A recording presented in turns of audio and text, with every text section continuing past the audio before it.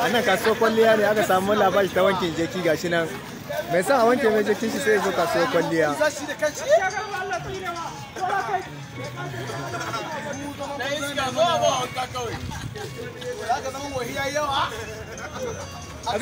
Saboda babu aiki a Nijar yanzu wasu sun koma wankin jakuna ma an buɗe wata labari a nan.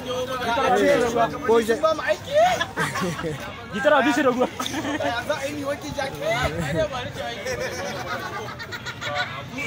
Kama ne muke wankin jaki.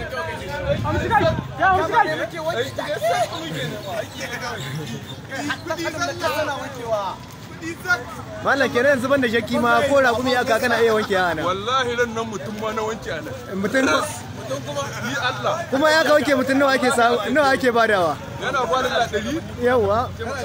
Wasu su bada 80. Wallahi. Yanzu kare ma aka kana iya wanke shi malam. Kare in da cizo aka sa mai tsawo yan wanke shi.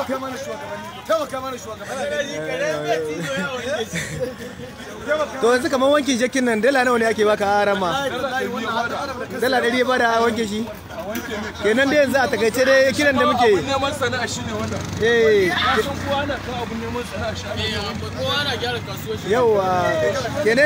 Kenan dai yanzu a takaice dai abin da zan bayyana ma kenan duk wanda yake da wani jaki na wanki ya kawo bakin gidan wanka a kaso kwalliya. Ganan da magaram kaso kwalliya go. Allah kawo mu aiki to matasa ga wani matashi na ya tashi ya bude labari ta wankin jakuna kenan zuwa gare gobe yan zaman banza kenan mutum sai ya so zai zaman banza a duniya jakkai ma suna so a rika wankin su